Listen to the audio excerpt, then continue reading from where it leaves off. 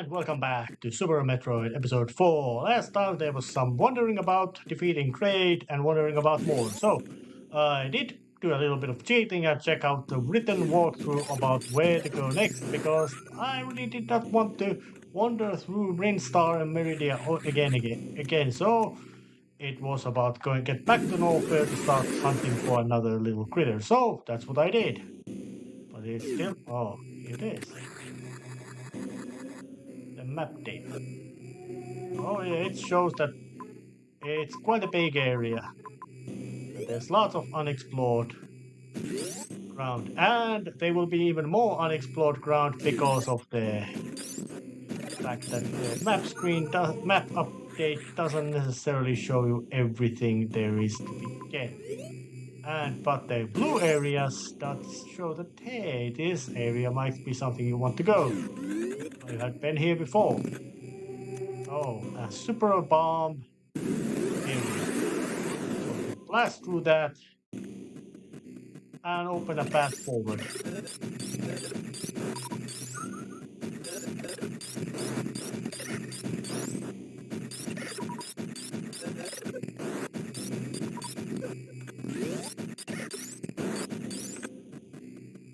But that would not be such a, you could say, a big deal just getting forward.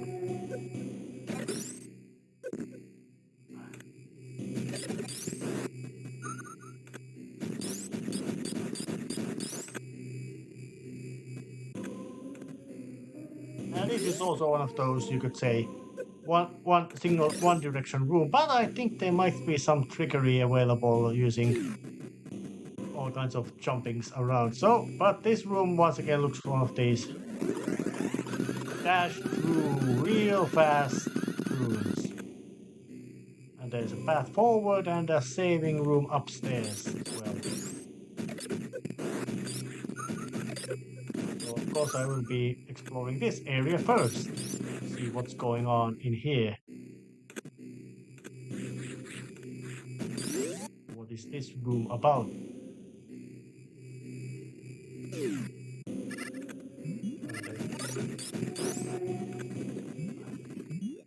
Oh yeah, it's those things. Meaning that I'm not gonna get through that room, so I'm not gonna even bother. And there's a save spot which I'm gonna make use of, even though I did not much need to run around, so but not a bad thing to do. Besides, it's always a nice little extra detail to see that.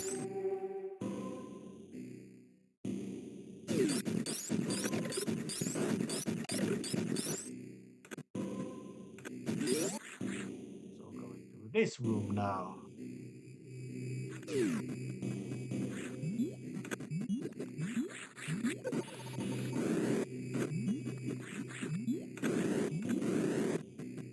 And there seems to be another little path forward to some interesting location.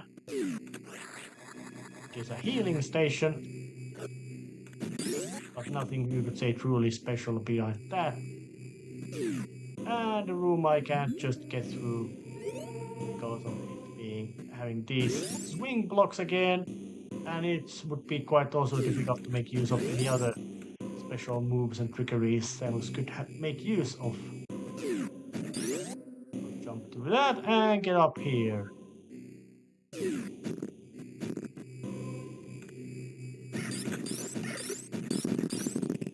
And there's even some enemies which can't be hurt with a basic beams. I'm just making use of the missile weapon just to get through. And it leads me to this room, which was kind of pointless, but if I would have a special little weapon,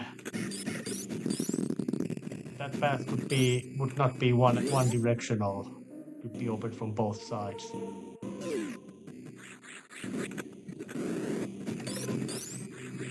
That dragon thing. Knock it out.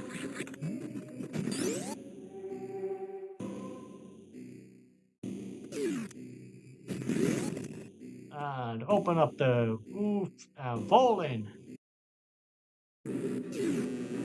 And the boss music. That thing doesn't look too happy. It's called Crocomire. It's got 8 eyes, assuming that would be a profile. It's got big arms. And it can take infinite amount of damage. And the graphics in its face kind of show that it might be sweating. And there's no flashiness in the background showing that, yeah, it might be hot in here. But Crocomire is basically a pushing contest. You have to damage it whenever it starts to yell, and it also has big flickery tongue and extra long arms. And why it is here, I don't know.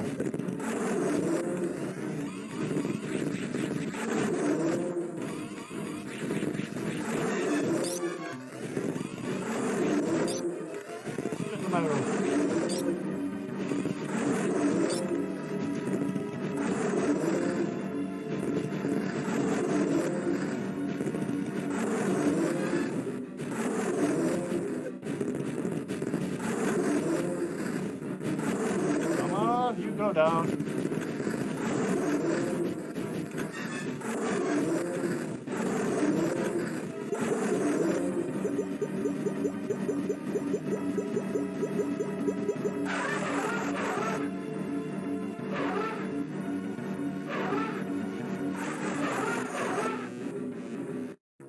I gave it a horrifying death and a stream of bubbles going, so let's just follow it, see where it might be going. Environmental storytelling, and it seems to be it's coming back for another round with a spike wall.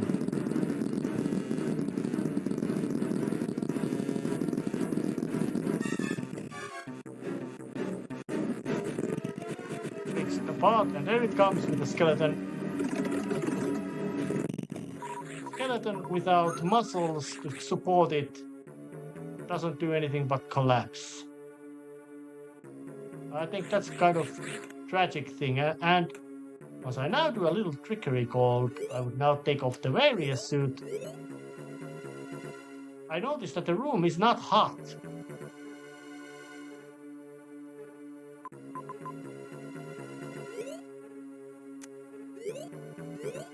For some reason, Crocomire was kind of trapped in this chamber.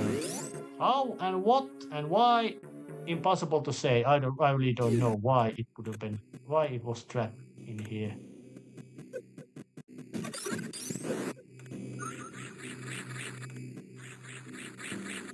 I couldn't get at that jump done.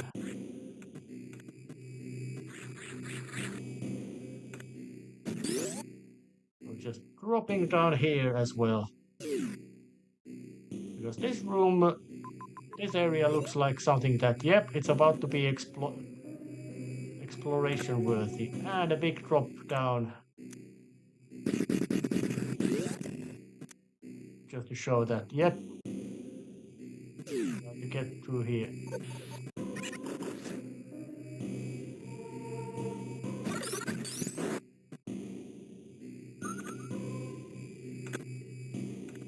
And there's this rising, falling, bubbling lava stuff with a missile packed just to, as a little kind reward of, yep, of you wanting to, of doing some exploration. And that stuff, not just regular lava, it's nastier, more nasty lava. It is something that it will always cause damage to Samus, no matter what kind of equipment there is on her. Maybe it's hot stuff, maybe it's some sort of chemical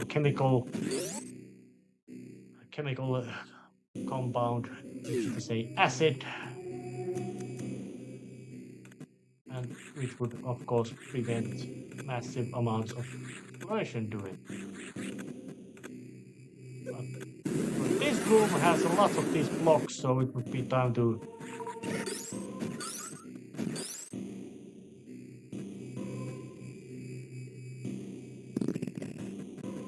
in this this room, there's a little bit of, you could say, how could you call it, a gimmick? Wait, it's a matter of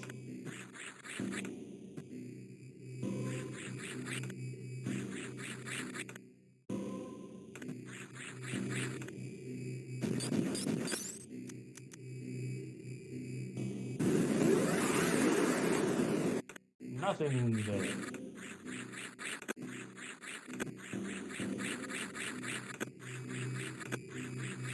I just noticed that there's 2 layers of background. Once again, I may have spoken it earlier, but there's several layers of background moving around. Blast all the obstacles and right with a big speed jump up here. Yep, speed booster gives same as massive amounts of flying ability. So now I got the 4th beam, or we say extra beam or special weapon, the grappling beam. It does damage, but it has more important function because these are grappling beam blocks. Ceres can lower the block, spin around, and swing herself around, and also it works like a beam weapon, so you can hit stuff with it. And there's a little bit of a water pool to set. Advice that, yep, these kind of things you're gonna now be able to cross quite conveniently using this new beam in your possession. So just swing through and get up here.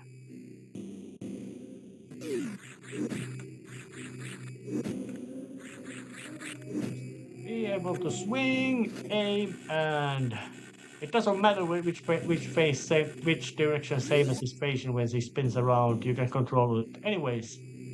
So there isn't much, and oops, a big pool.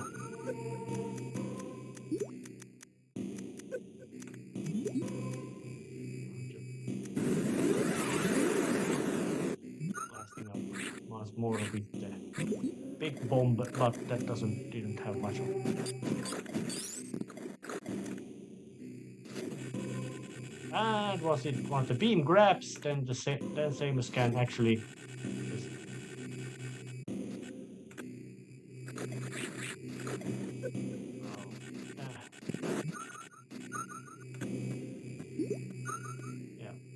I think the water physics are quite interesting little thing in here.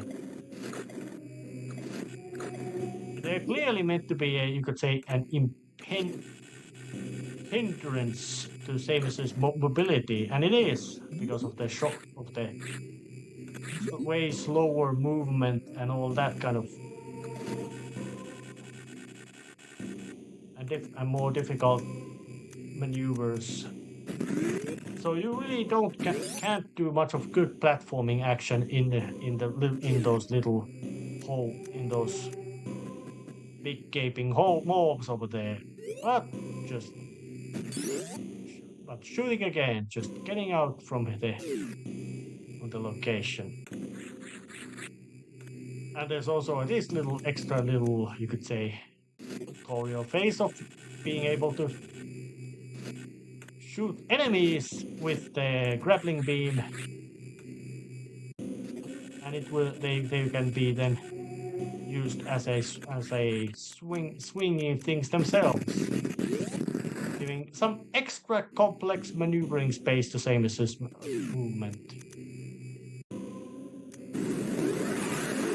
I'm just gonna blast open the room with power bombs because, well, there was no point not to reveal what was going on in here.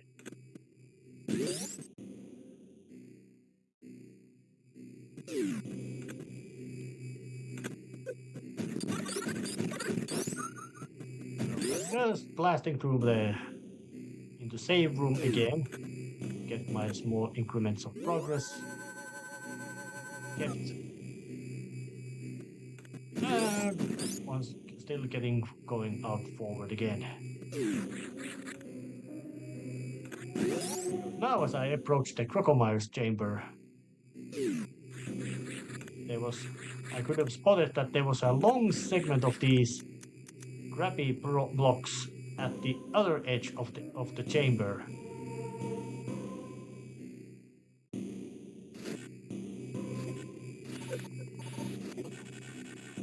So of course, it will make me curious about where to go here. And that curiosity is rewarded with extra E-Tank. And I personally feel that E-Tanks are the most important upgrade of this game. Because everything else depends on getting E-Tanks. And I would say that because once you have the lots of E-Tanks, this game becomes challenge drops quite dramatically thanks to massive amount of damage Samus can take. And Samus's armor and per se the Joso battle suit she wears is very potent weapon. She can take a lot of deep beating with it. It would be necessary because the game really doesn't tell exactly how hot conditions in Norfair are, but assume they could be easily assumed to be extremely hot, as in several hundred degrees Celsius because of the pressure. Although there's not much mention about planet CPC's atmosphere of severe atmospheric conditions it has in the planet. So yeah, without that grappling beam, it would have been quite much impossible to get through that room. So once again, just getting through, and there would be this room again. So once again, just blast the path and see where you are going.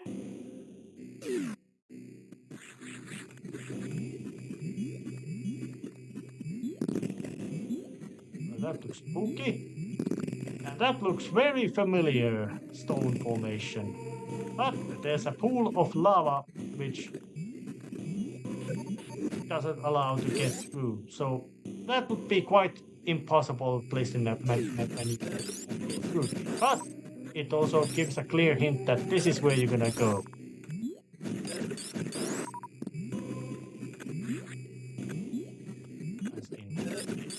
But it is a big spoil. It's a spoiler to say that it's gonna take a long while until Samus is gonna getting through that area.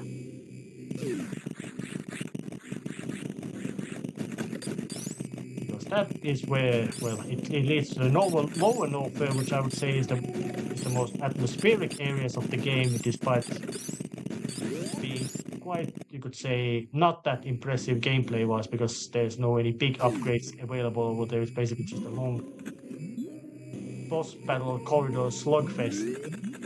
But the boss battle at the end of it is very good, but that's just a foreshadowing. But to say, this game does have quite many, you could say, good boss fights.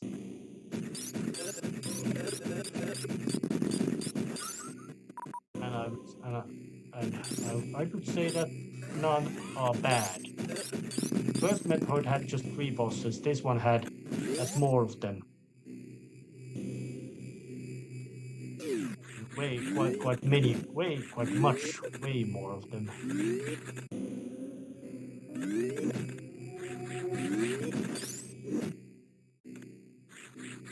Right, and now this room had a space for the grappling block beam. Carefully swing across that and blast through with the missiles to get another little upgrade. Very important weapon, wave beam. And I would say that most of this game's gameplay is served with this kind of quad of beam upgrades. Once I now look about it, charge, ice, wave, and spacer. Now, Samus's beam can just basically punch through solid physical objects as well.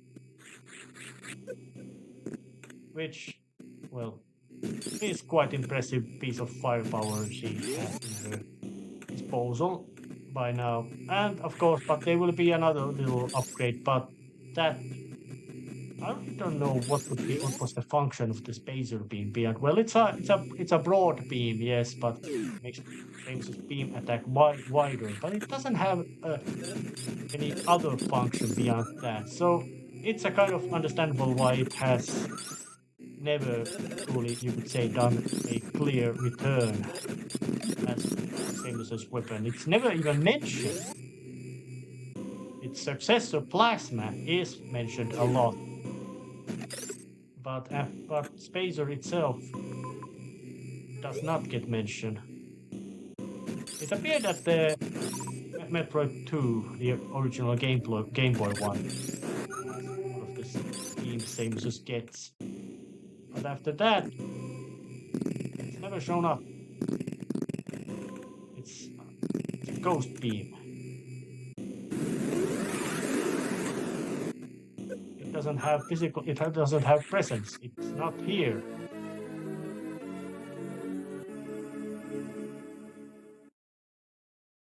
Now I got those little.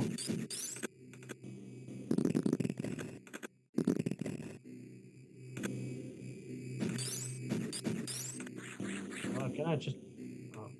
Oh, I think I can just. Yeah, I was able to just jump through that one quite nice and easily. Should have done that maybe earlier, but I didn't because I thought that it was not possible. Ability to blast through the walls, quite convenient.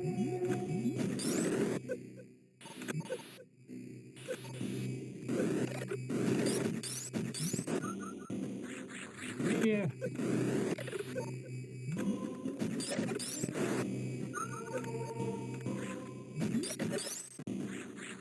Last thing we get to some basic platforming challenges. I would say that as much as platforming goes, Super Metroid is not that difficult. There's no any, you could say, very little of inescapable pits and that kind of locations. So yes, they are complex, and you really don't need to do much of complex maneuvers again either to get to in this game's platforming sections. It's most likely quite just a little bit of navigational, slight navigational puzzles, mostly because Samus seems to be quite floaty regarding jumps. As in, she's gonna do big spinnies, twisties, turnings, and generally move around. But there really isn't that much, you could say, move platform locations. There's very much space to maneuver around, which I would say is one of the things which explains what kind of game was Gunpei Yokoi's team planning in this one. They were planning visual storytelling and of course plenty of exploration and visual storytelling. And of course, knowing that the genre was still in very much, you could say, forming itself, they did not add any, you could say, other conveniences that the genre would later came to have, like you could say,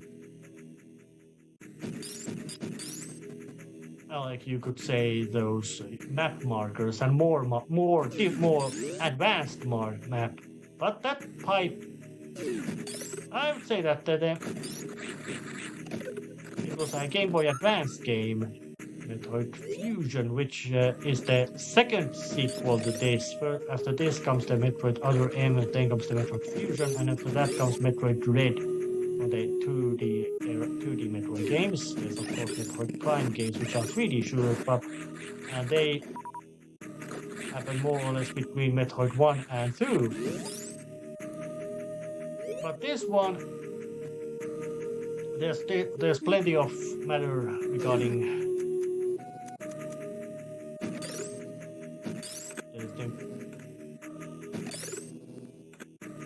there's the very practical matter. Oh god damn. quite lots of practical issues regarding these games, levels, designs, and patterns. I'm gonna just going into here. I'm trying to get through here. Yeah, I did some extra.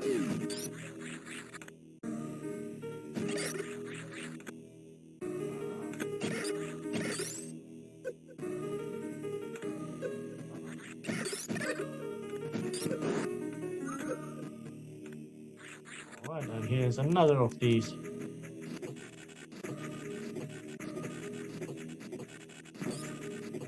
I think that this kind of just upwards aim and then just shooting, spamming the grapple beam might be one of the most useful methods of traversing with it. Assuming that there's nothing really coming to harass Samus's movement and action. I'll just open up that little block. And get another little upgrade, which is quite unnecessary but useful. X-ray scope. It allows Samus to just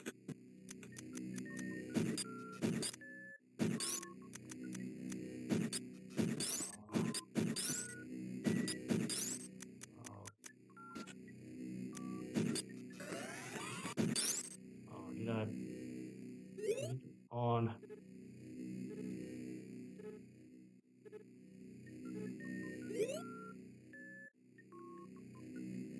Oh yeah, dash button. It allows Samus to scan the room to look for any kind of hidden passages, which is kind of awesome, but it has the problem of being redundant because of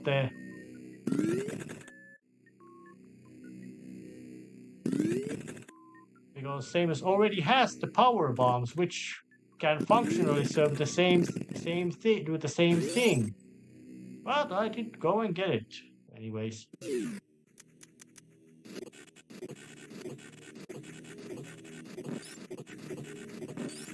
Grab, grab, grab.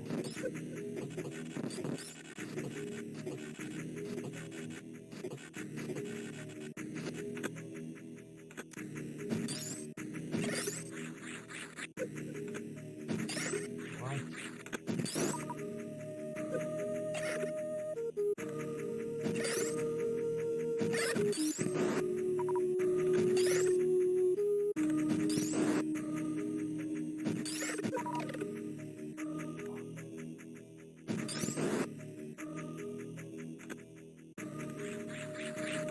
Yeah, spikes do still quite a lot of damage. I'm in quite poor shape.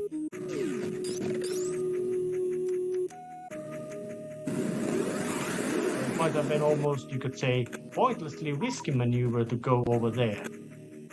But I'm now trying to, looking at back, I think I might be heading back to the print to trying to at least. But these things luckily are not as dangerously damaging as the regular spikes were. Yeah, the more green area of the Green Star.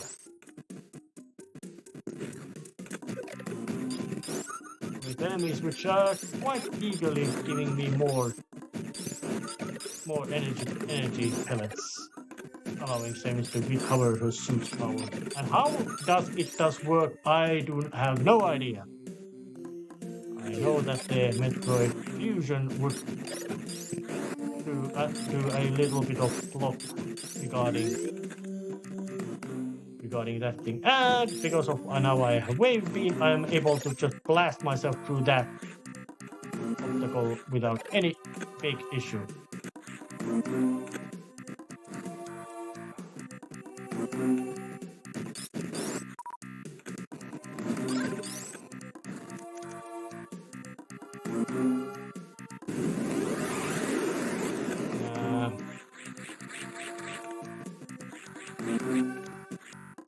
Oh yeah, there was.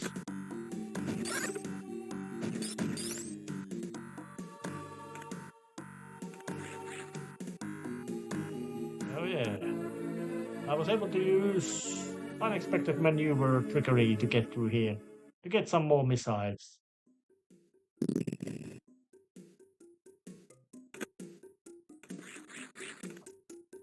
But after that, there really was no special requirements for that. And once again, another of these open with a power bomb blast.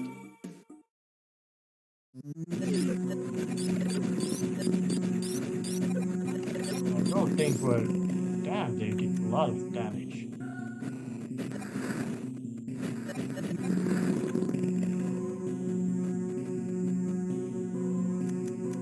Now as I use the power beam,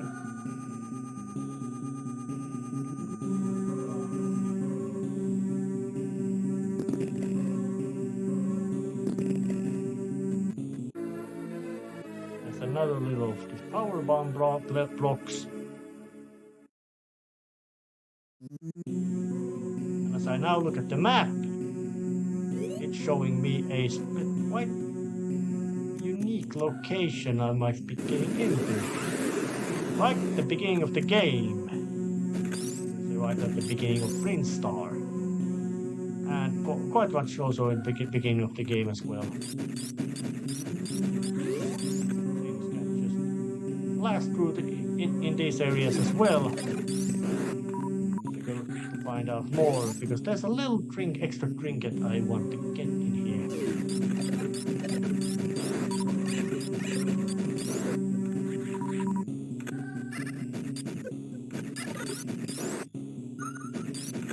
There's an E-tank over there, which is real nice discovery to get. And also, as I now make a blast with a power bomb, it would open up a path in here, which I could get either with using a special maneuver I have not yet, but I'm not yet going to that place, because to get there being a special extra item boost, I would need to have another special item, tool, weapon, whatever you want to use, to get through that. And that would mean I would have to, and I don't have it. So I'll just blast open the path.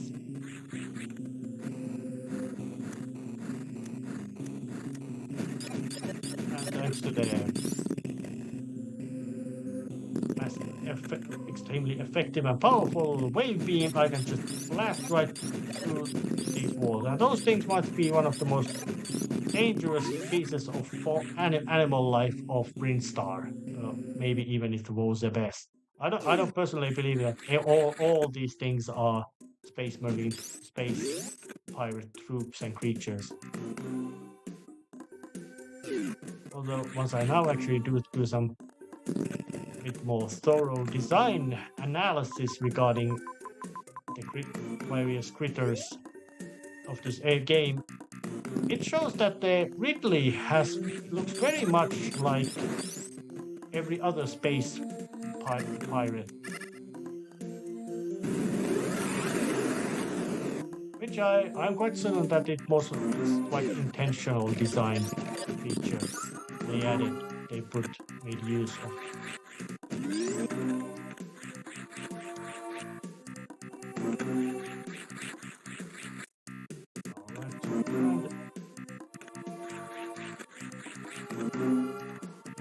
Did succeed with that move. Although I could have used the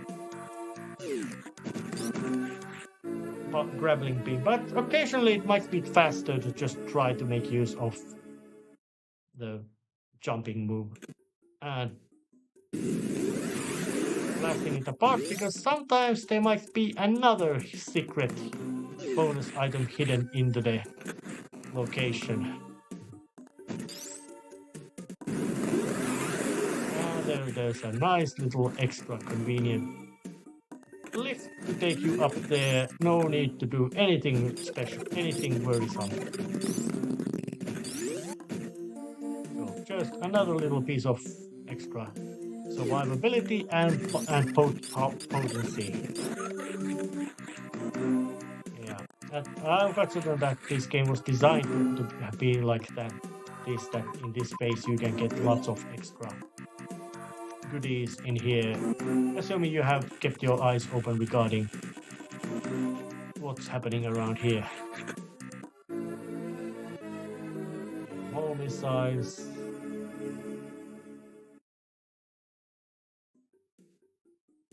Although I do say that the triumphant music of getting the item does get a bit boring when you get it in every item you get. Oh, but there's this little corridor right here.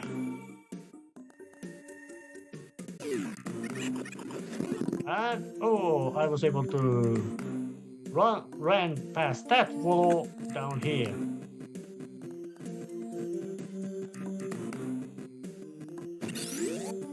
Pass it over here, and that's a weird little alien critter. That Samus doesn't really need to pay attention to about.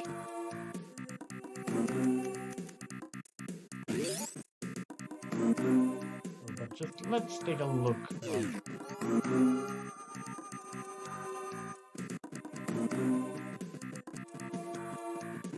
This corridor is quite long, and it does some sort of extra special move.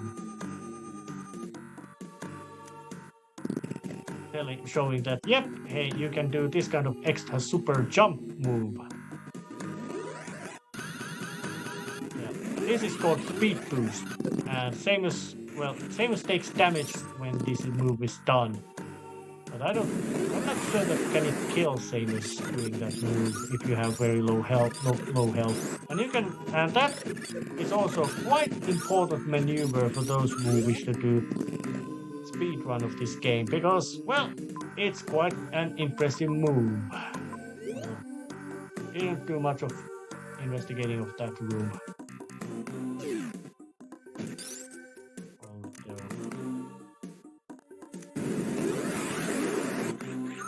This area.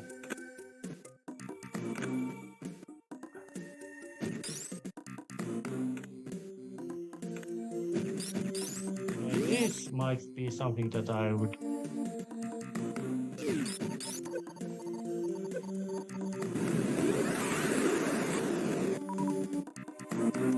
just got through here.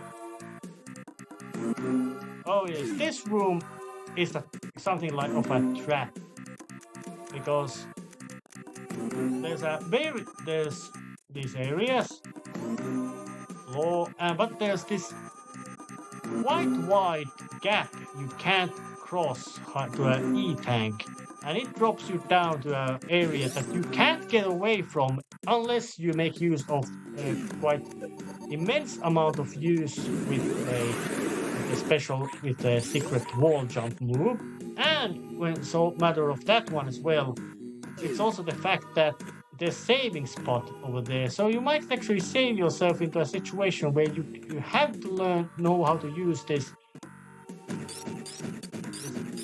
special move if you want to basically get through the game, which I would say is quite a nasty move that Nintendo pulled off in that sense.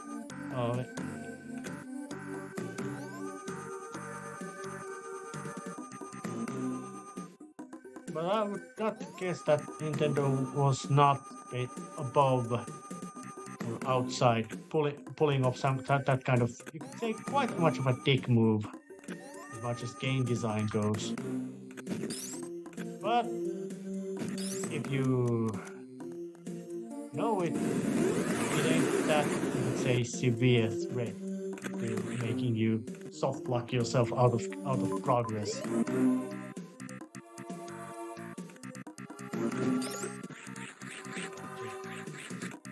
Maneuvering around in here. Yeah, I'm looking at the map quite a lot. Greenstar generally is something like, I would say, a very much practice area. And this room can also be gotten through with careful maneuverings of doing something else. And there's a very obvious another secret right in this room as well, thanks to this pipe leading off through the room. So just become a ball and get a missile. They are just putting these everywhere and anywhere.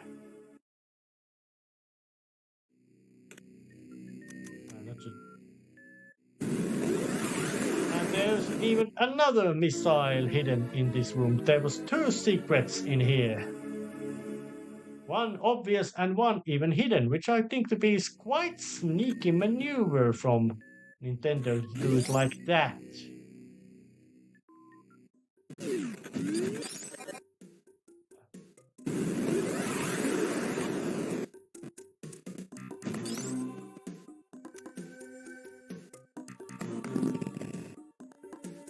And of course there would be a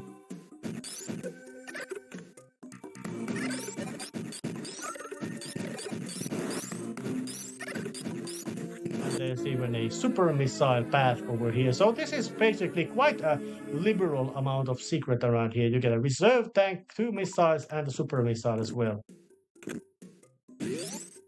And it's practically impossible to avoid that super missiles. And if you know the special maneuvers, which might be, some of them might be glitches, some of them might not be, like the dash ball, where you manage to keep running speed while being still in the morphing ball. I'm gonna say that is something like might be a glitch or something. That how difficult that maneuver is to make. There is always a little chance that maybe something was done a bit different way.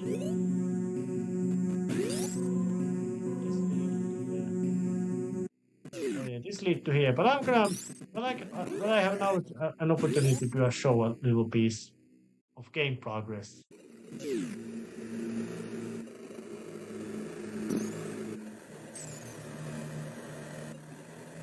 Yep, the great statue goes gray and its highlights go out. That's a little indication that yep, this is a big important location you're gonna be in here.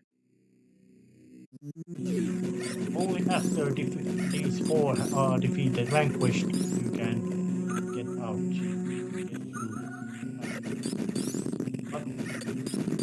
I can assume why Ridley would be a significant boss, but the others are kind of much more of a matter of question that why are they considered that big important characters in Space Pirate hierarchy? Yeah, they're very powerful, strong alien creatures or monsters, however you want to call them. But they don't seem to be, in that kind of sense, much of, you could say, commanders or leaders or scientists or any other, you could say, persons who do important jobs.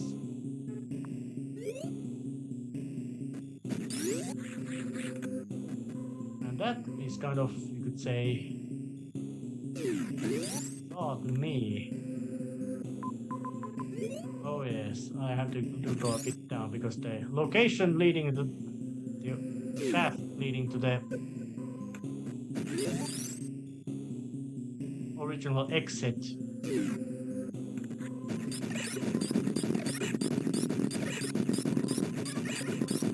also is quite interesting because there's a little bit of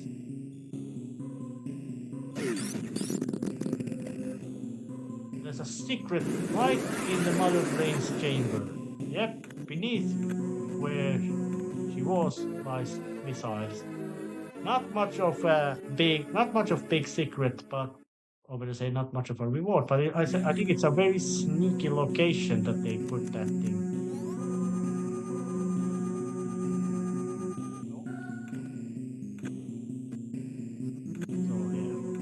Of Turian, I think, is one of the more interesting locations they have in this game.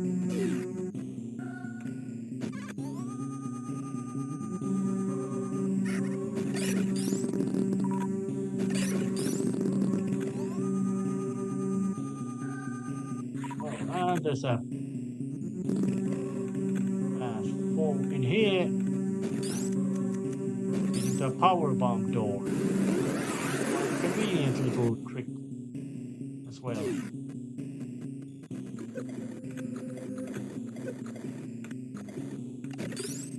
Alright, and there's a corridor which raises magma.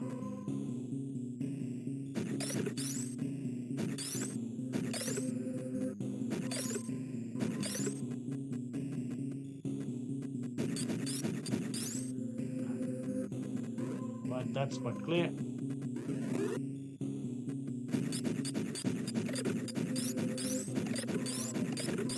Another room for there.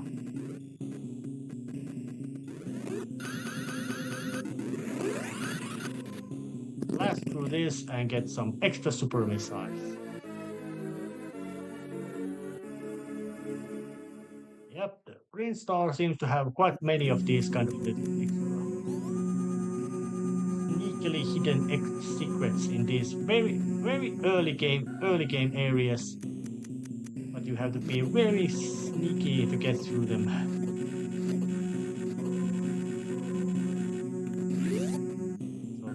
Quite a lot of, you could say, that kind of gameplay design trickery involved.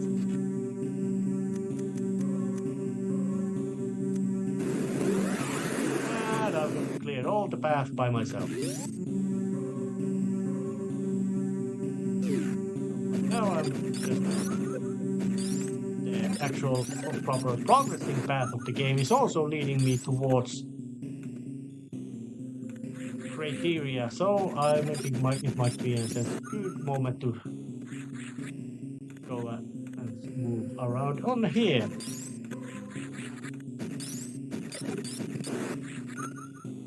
And interestingly enough, when you look about it, I am not an expert on Metroid lore, but I know that Chozo had that technology which is way above what other sentients do have in their use, and they also are maybe not necessarily the most. They are also maybe, well, Chozo have massively powerful technology. Even in context of this setting, they are massively advantage. They have massive amount of advantage when technology is concerned, and also the fact that they are also kind of weirdo, pacifistic, hippie bird folk. But so to say that, well, Samus's equipment is basically previous, or better say, human modified Chozo battle suit, and it's, you could say, something as the biggest piece of firepower the galaxy has present, which I find quite an interesting little design even. But going to ship and saving and seeing you next time. See ya.